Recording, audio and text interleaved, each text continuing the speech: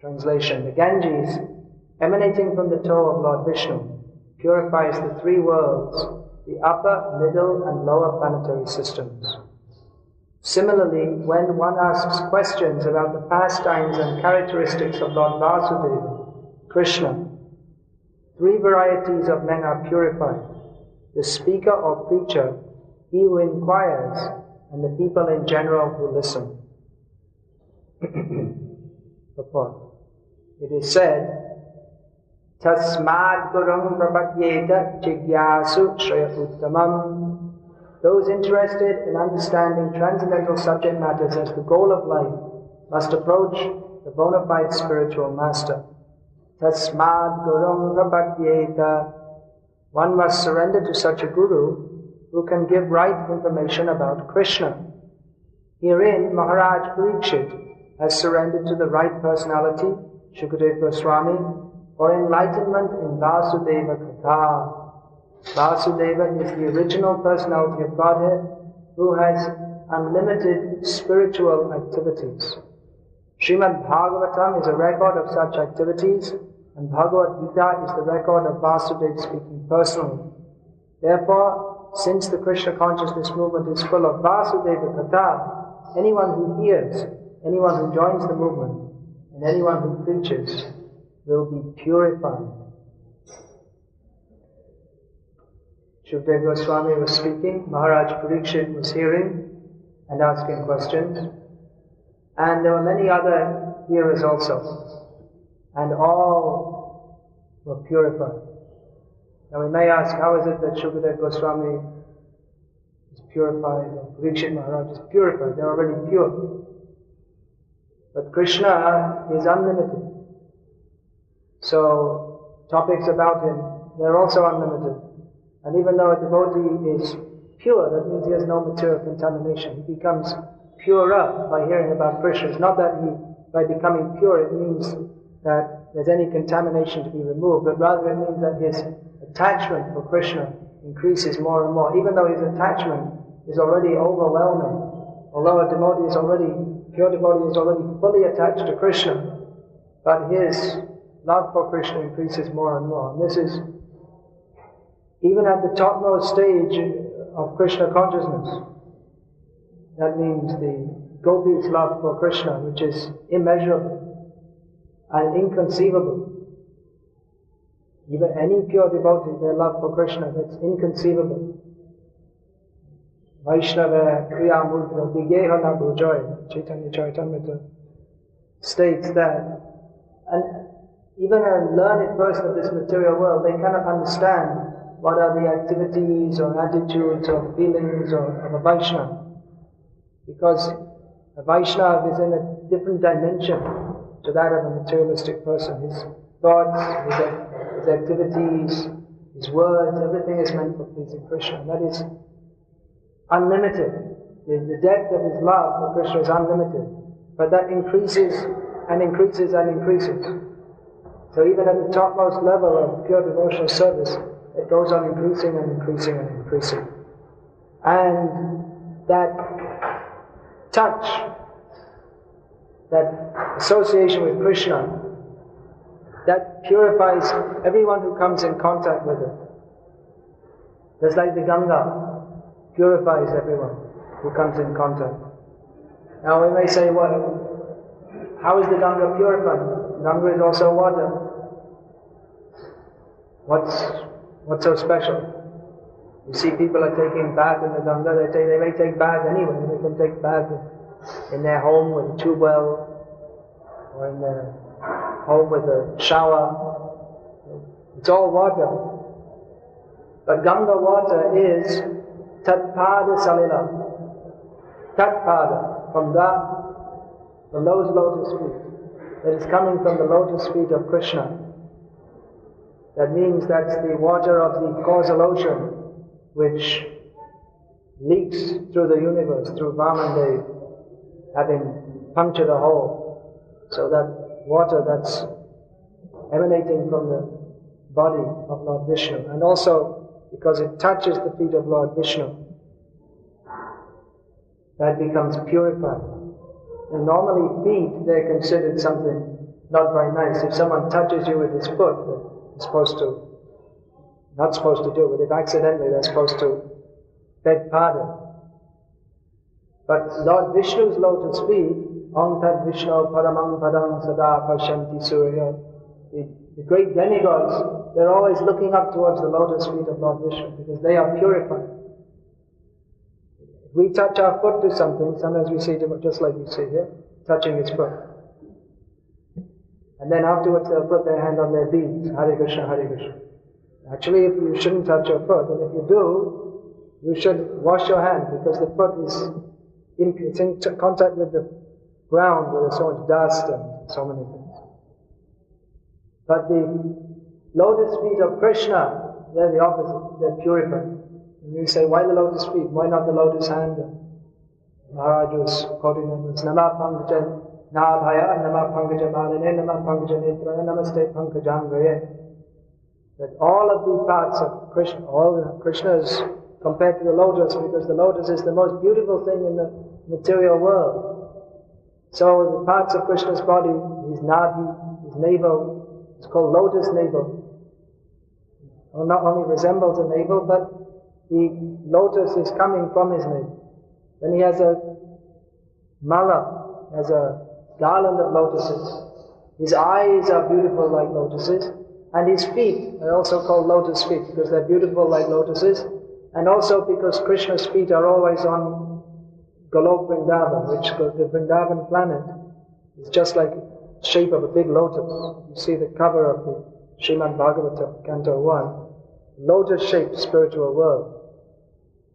So Krishna, his feet are called lotus feet, and the devotees, they especially aspire to take the dust of his lotus feet.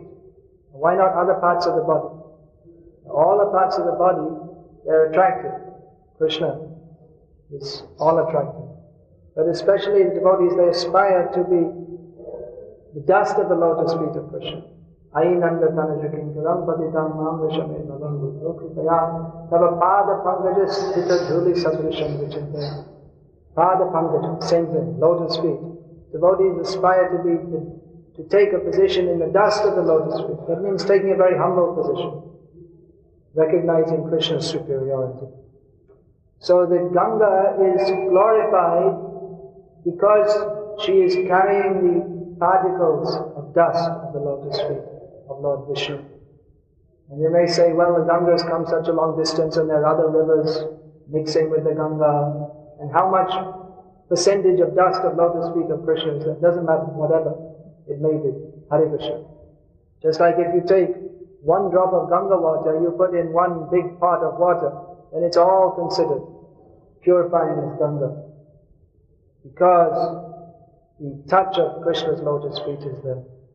So wherever the Ganga goes, people become purified, and we see factually that those who take bath regularly in the Ganga, they're naturally inclined towards pious life, because the Ganga just by the touch takes away all sinful reactions and gives some attraction to Lord Vishnu, knowingly or unknowingly.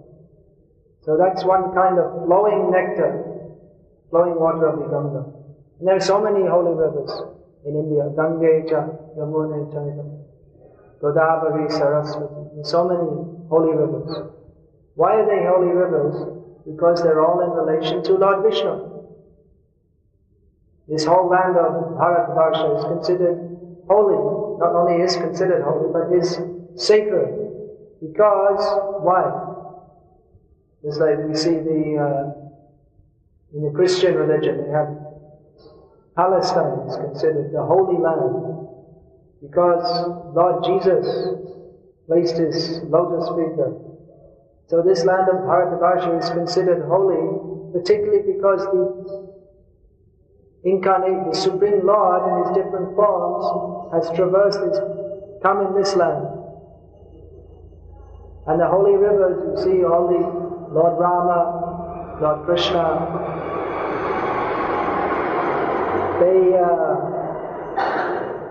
they traveled. Krishna, he was born in Mathura, went to Vrindavan, then again went to Mathura, then Dwarka. Sometimes he was coming between Dwarka and Hastinapur. And he went to Kurukshetra. He also went to Maharashtra. What's that place where he took Rukmini? Where's that? Not Pandharpur. That's another pastime. What's it called? Kundina. That's right. And he went to Varanasi to have a little fight with Pondraka and destroy the whole city. So he was going here and there. So everywhere he went, the places became purified. And naturally, as they were traveling, they would stop at different rivers. So by touching those rivers, the rivers became purified. Similarly, Lord Balaram, he traveled to all the holy places on the plea of becoming free from simple reactions, but actually to make those places purified. Similarly, the Lord Ram, of course, also traveled throughout the whole country, purifying all the different places. So in this way, the holy effect is there even today. Therefore, this land is considered sacred. Now, Hari Katha, Vasudeva Katha, that is purifying even more than Ganga. Even more because the Hari Katha, that the Ganga by the touch, that is purified because in touch with Lord Vishnu. But hearing about Lord Krishna from those who are pure devotees of Lord Krishna, that affects very directly the consciousness, our whole way of thinking. When we say consciousness, maybe our devotees are doing consciousness studies, can correct me. But consciousness, we generally think of a very vague or just some kind of awareness. But consciousness is shaped in thoughts. There are basically two kinds of consciousness, or two ways of thinking. One is called Krishna consciousness, and the other is called Viparya Smriti, thinking the other way, opposite way of thinking. Ishana Vityasya Viparya Smriti. This is described in Bhagavatam. When someone forgets Krishna, then he becomes envious of Krishna, and he has another kind of thinking. So Krishna consciousness means to think that I am the servant of Krishna. And non-Krishna consciousness means to think, Ishvaraham aham bhogi, I am the controller, I am the enjoyer. So Vasudeva Katha, if that is heard from a person who is devotee of Krishna, then that changes our way of thinking. Now we're thinking, everything in this material world is meant for my enjoyment. But when we hear Vasudeva Katha, we hear that Krishna is the supreme enjoyer. Everything is meant for his enjoyment. We get information of how we can actually become happy. There's so much information going on in the world, so much information in the world, how to do this, how to do that, how to achieve this, how to make friends and influence people, how to become a millionaire, how to do this, how to do that. But how we can actually be happy from the core of our being, Jeev Krishna Das, Ibishas, Koleta Ardu Konai. Simply we have to understand we're the servants of Krishna, and all our problems are finished. So those who are devotees of Krishna, they travel in the world and speak Vasudeva Katha, so that people may be purified by hearing this. It may not happen immediately. The people, they may have doubts, they have so many impurities. They hear, but they don't hear. Bhagavatam, Shukadeva Goswami says, Pashan api na pashyati. People see, but they don't see. And regularly we see, Shrinvan api na shrinvati. Even though people are hearing, they're not hearing. Superficial hearing. Because our hearing is blocked by so much false ego, conviction that I am actually meant to be the enjoyer, lack of faith in Krishna, offensiveness towards Krishna. But the speeches of devotees, they are very powerful to cut through this maya and actually connect with the soul, with the jiva underneath. Everyone we speak to about Krishna, they may have so many objections, they may have so many doubts, but we should know that underneath all that big layer of false ego, there's a person crying out for Krishna. Actually, everyone wants Krishna. But not only do we not know it, we don't know it, but we may be convinced the other way. We show them a book about Krishna. Oh, I don't want this, I don't need this. Actually, they do want it, and they do need it.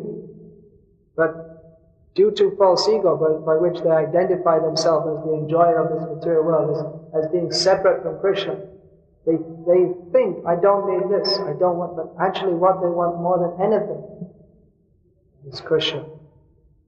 So devotees, they bring the Ganga water of speeches about Krishna. Bhaktisiddhanta Saraswati Thakur used to say that there is no shortage of anything in this world, only the shortage is of Hari Katha. This is required more. We should have more. He would send his sannyasis and preachers and go place to place, speak about Krishna. Even the people may not understand, they may not accept, they may not be interested. Prabhupada told that my Guru Maharaj said, go on speaking about Krishna. Even if no one listens, even if there's only 4 walls, speak, at least you will hear. You see, that's why we have to have these classes. That at least for this time, we're speaking about Krishna. Actually, we should cultivate the habit of always speaking about Krishna. But at least we don't have that habit, so at least this time we can speak about Krishna. One of my godbrothers told me that he remember once he was in Vrindavan and Prabhupada told one sannyasi, go give a class, purify your mind. So who is speaking, it's not that simply someone is speaking and everyone else is becoming purified, but who's speaking? They also become purified, they also become enlivened, just like we see Shukadeva Goswami. He's already a pure devotee of Krishna. He's enlivened about Krishna, so much so, he doesn't want to have anything to do with this material world. Even he left his father, Vyasadeva, because Vyasadeva is a great devotee, but he left him thinking that I'll have some mundane relationship or mundane attachment to him. So he left. And he appeared like a madman. He didn't relate to the people who were around him. He was still, all the village people were laughing at him. So he was Atmarama. He was fully satisfied within himself. But when he got the chance to speak to Parikshit Maharaj and others who were present there, then he was very happy. He was already satisfied within himself. When he got the chance to speak about Krishna, then he shared that, and so many realizations about Krishna came to him which he shared with others, and Parikshit Maharaj was asking him. So Parikshit Maharaj also had some realizations. This way the Hari Katha expanded, the flow of nectar expanded more and more.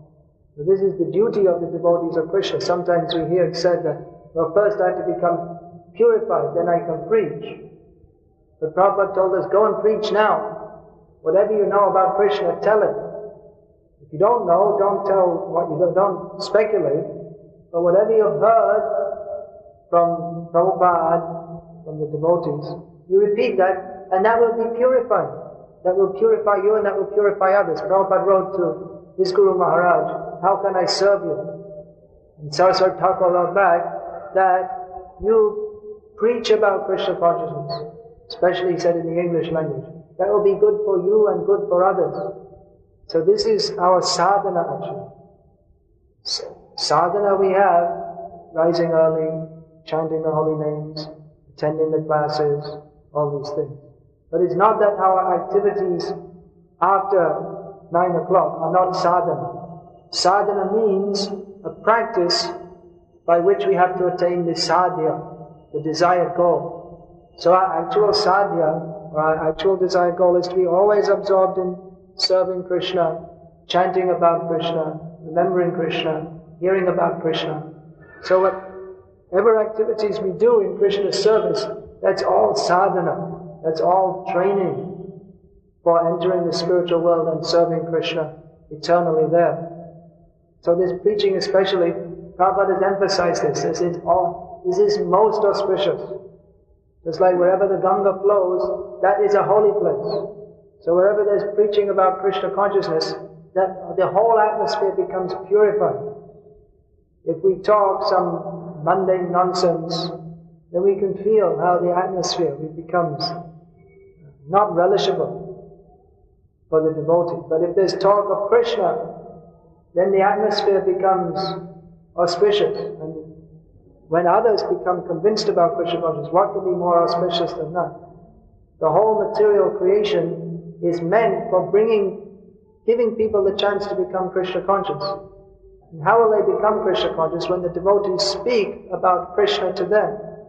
Give them information about Krishna. Give them Prabhupada's books. Speak to them about Krishna. So when we see that people's lives are changing, that is the most auspicious thing. That is the most wonderful thing. That is the most enjoyable thing. What is the most enjoyable thing for a devotee? Actually, a devotee is only interested in Krishna's enjoyment. But a devotee takes great pleasure in seeing others come to Krishna consciousness, and seeing others become purified, and seeing others' consciousness change. That is a devotee's pleasure. Because this is Krishna's pleasure. Devotee takes pleasure in what Krishna takes pleasure in. His interest is one with Krishna's.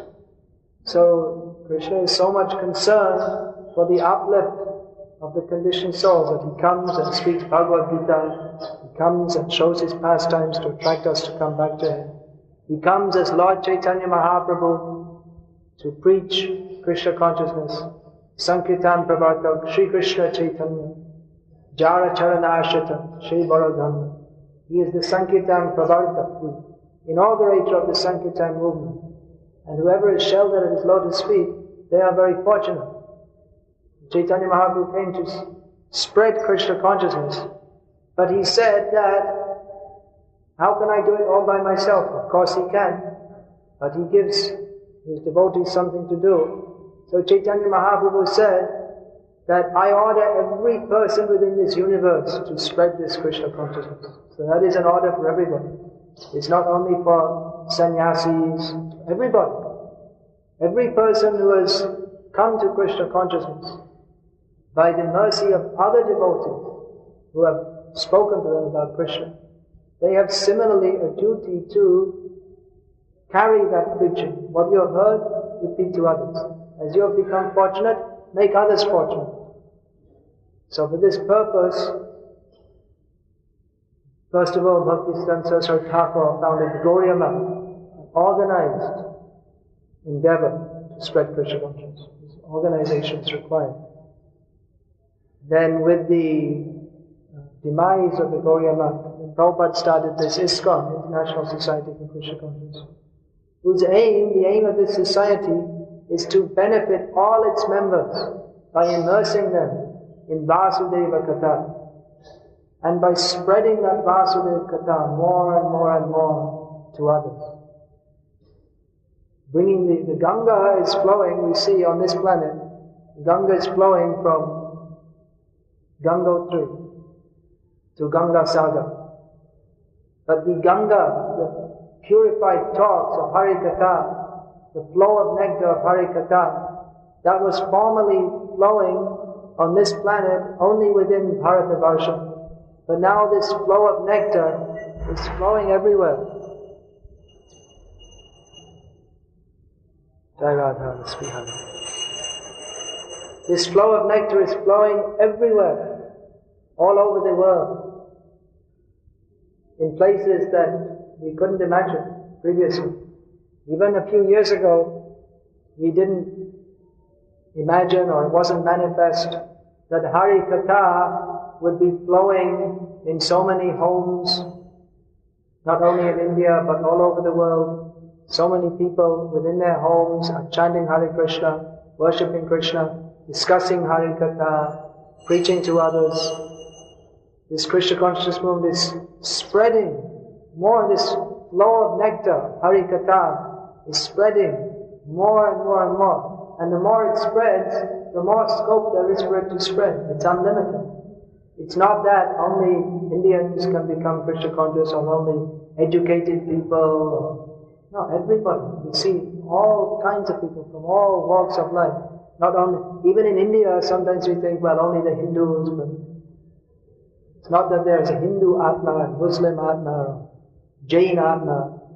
But everyone, they can all become, and we see now in India people from, not only people from Hindu background, even within Hinduism there's Vaishnavas and Smartas and we find so many Smartas or from Mayavad background, they're also becoming devotees of Krishna, chanting their rounds, preaching to others.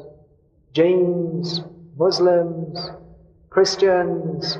Why Chaitanya Mahaprabhu didn't say, whichever Hindu you meet, preach to him about Krishna consciousness. He said, Jare Dako, whoever you meet, preach to them about Krishna consciousness. So the scope is unlimited because every jiva is a servant of Krishna.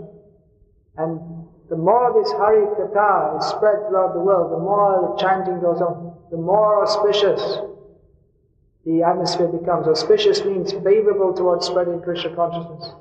So that the more we have these Rath Yatra festivals, the more we distribute books, the more we distribute prasadam, it's all building up. It's all auspicious. The more people hear about Krishna, they may just read in the newspaper, Hare Krishna something, and then they read the next thing, Bill Clinton something, Boris Yeltsin something, and then Miss World something. They don't, Hare Krishna, okay, they don't think about it. But they read Hare Krishna. That is purifying. Just like in 1974, I think it was. Already at that time, some government authorities in Germany had recognized that this Hare Krishna movement, it's not very good. It's going to spoil the economy. People stop eating meat and drinking wine. If they stop having illicit sex, how are we going to advertise anything? Because everything's advertised with the promise of illicit sex. So they made some persecution of our movement. And everywhere in the newspapers, every day there was propaganda. Hare Krishna is very bad. Hare Krishna people are all cheaters. Hare Krishna people are all murderers. Hare Krishna people are all liars. Hare Krishna people are all thieves. So devotees went to Prabhupada and said, Prabhupada, this is very bad. And Prabhupada said, no, it's very good. Every day they're reading Hare Krishna. They'll become purified. What actually happened, we see that now you go anywhere in Germany, people call out to Hare Krishna. And the young people especially, they like us because they think if the government doesn't like us, there must be something good about us.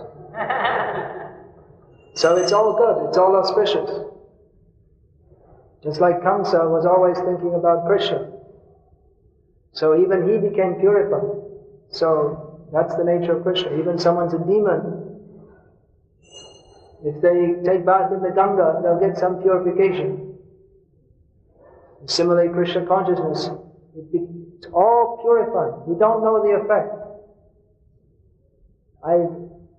In the past, I used to sometimes think, I speak to someone, well, what's the use? They didn't take any interest. I preached to someone, and they just went away, and nothing happened. Why did I waste my time? Sometimes I used to think something else. But even if they heard something about Krishna, even in the next life they may become Krishna conscious. So even many times I've seen that people immediately they don't take it. It has a tremendous effect. Many times I've seen people I've preached to and they didn't seem very interested, but then later on you hear that they took up Krishna consciousness and now they're preaching to others in so many ways. We don't know what effect. You see, when you speak to someone, we think, well, I told him you're not the body and this and that, and same thing as I say all the time. So to us it may seem like a very ordinary thing, but to someone who's hearing, they never heard anything like that before. Not the body? Oh, I never heard. No one speaks like this. You go to people and tell them, Krishna says in Bhagavad Gita that you're a fool and a rascal. I never heard it. I never heard anything like that before. They may not show. People are proud, they don't want to show. But actually everyone is affected. You tell them that maybe Darwin was descended from a monkey, but as far as everyone else is concerned, it's a bogus idea. And this, how can you say? Because Krishna says, Aham bija pita prada. I am the father of all living beings, not a monkey. Krishna. This, how can you see? How are these people speaking with such conviction from Shastra? People are surprised. So if we have faith in Krishna and speak this Hari Katha, it will be all purified. If we make compromises, then it's all useless.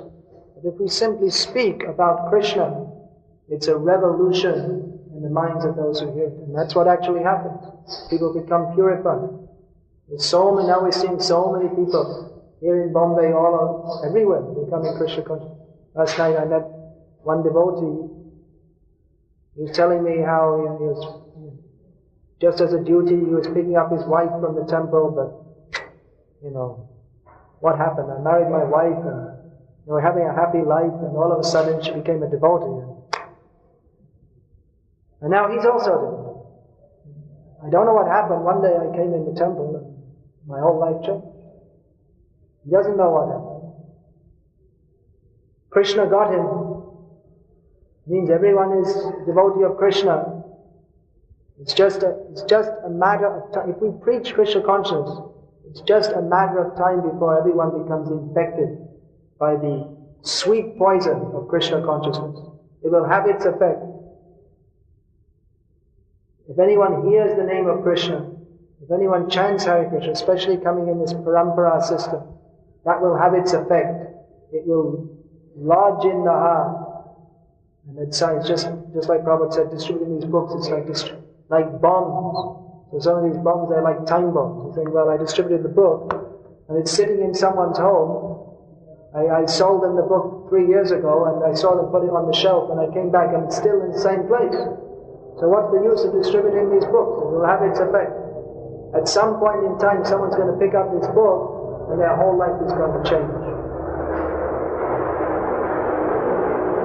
There are so many instances. Myself, I know. I was in someone's house. They had a book. They hadn't read it. They didn't become I don't know what happened after that, but I read it. Here I am today, speaking about it. Same book. So it's all auspicious. We should know that what we can do, what benefit we can do, what can we do? We can only be instruments. We shouldn't think I'm benefiting others.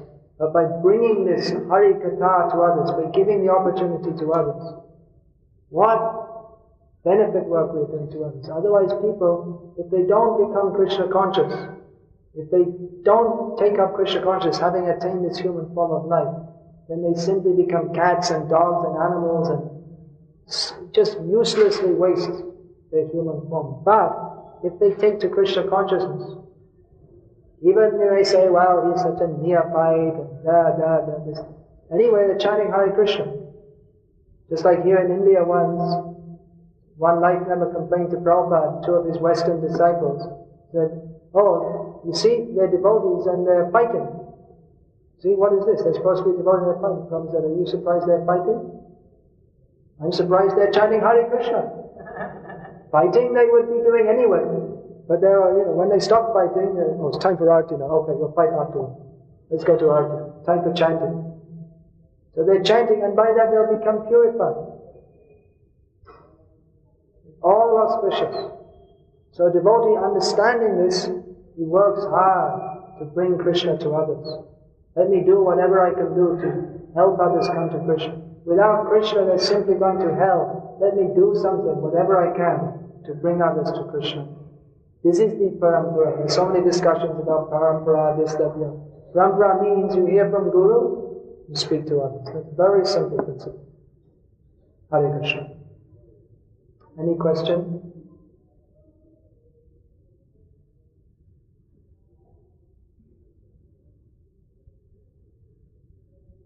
Hare Krishna, Krishna Krishna, Hare Hare, Hare Ram, Ram Ram, Hare Hare. Srimad Bhagavatam ki jai. Srila Prabhupada ki jai. Question? Prashnam. Vasudeva Katha Prashna, said in this verse. What is your Prashnam? Well, the question is, where's the mic? And the answer is, we don't know. So just answer. Just ask.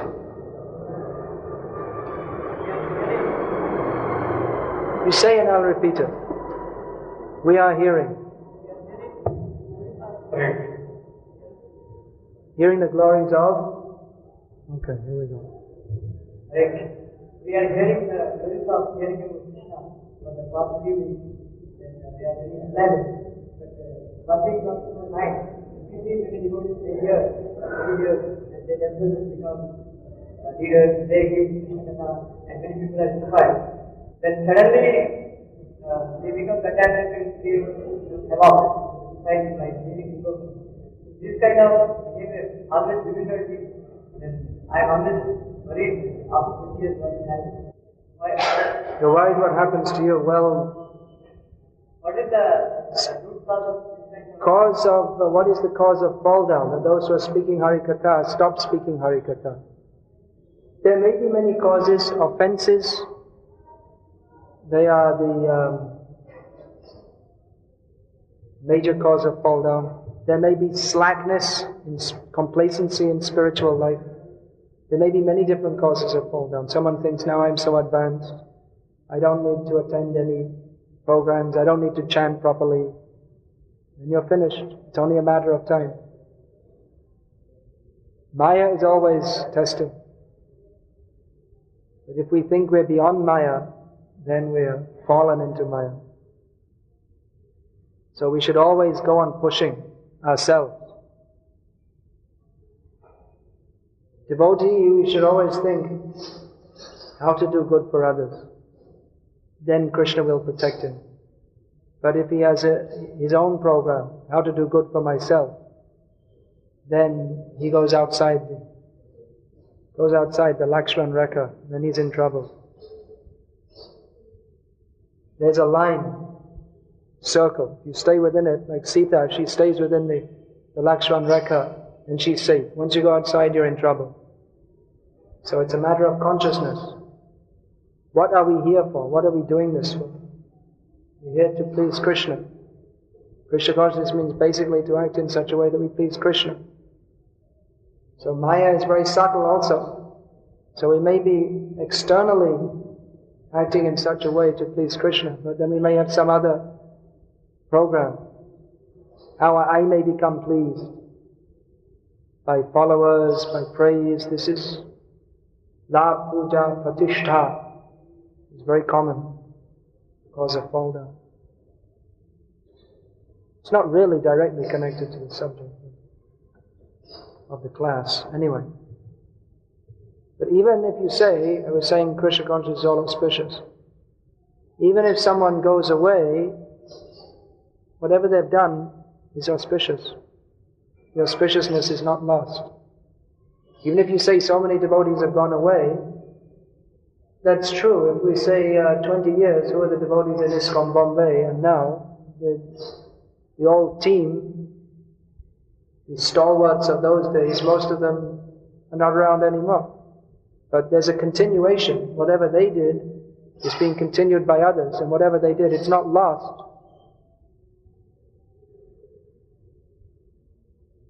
When I first came to India, that was 76, and then I came in 1977 again for staying. Actually, in those days, there were very few Indian devotees in our temples in India. It was mostly all Western devotees. I was in Calcutta temple in about, must have been 1979. There were two Indian, there were about 25, 30 devotees. Two of them were Indians. One was Ram Ranjan, who's now in America, and the other was Tattva Swami. They're still around. And then others, some Satvik still there, Adridharan still there. Others, Arka, he's still in America, and Kshetragya there. I mean, actually, if I think of them, most of them are still devotees back in America. But they're not engaged in they were that time, they were brahmacharis going out preaching, and most of them are in America doing some job. But whatever they did, they may have gone away from that life, but whatever they did, the continuation is there. So it's not lost.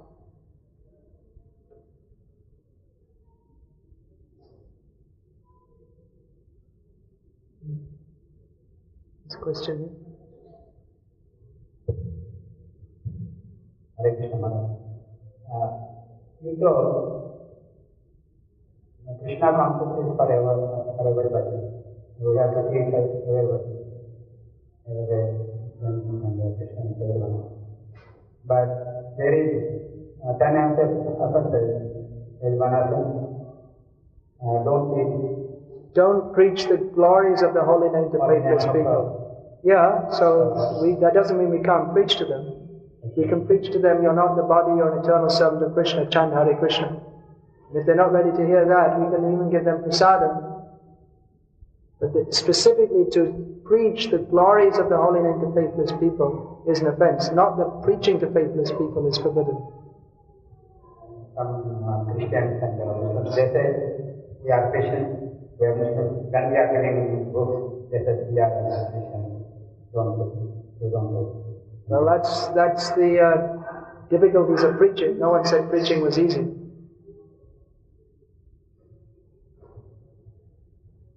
If they don't want to take, you can't force them. But not everybody is like that. There are many people who are taking our books.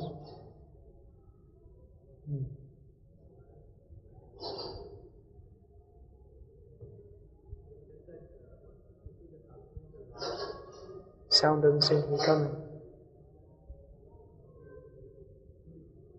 Okay, just speak. I'll repeat it.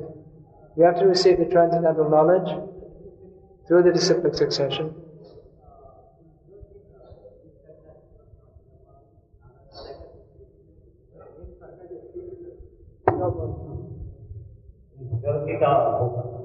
The names of all the spiritual masters, right from Brahma, and all are mentioned. No, they're not.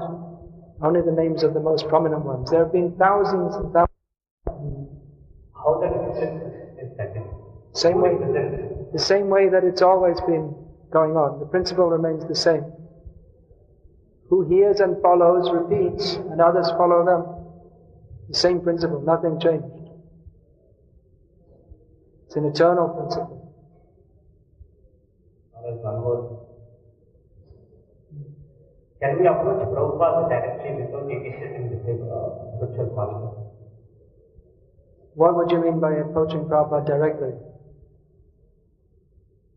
To receive the instructions from him. Okay, well, one of the instructions is that you should take initiation from a spiritual master. So, you have to do that. That doesn't mean that you're not directly getting it. I mean, we're reading Prabhupada's books. We're following his instructions. So, directly, Prabhupada is directly overseeing this movement and everyone within it. But that doesn't mean that you don't also accept a spiritual master who's a disciple of Prabhupada. And in future generations, the principle will continue.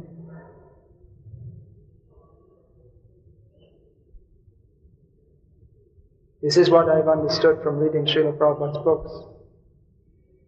There may be many arguments on this subject, but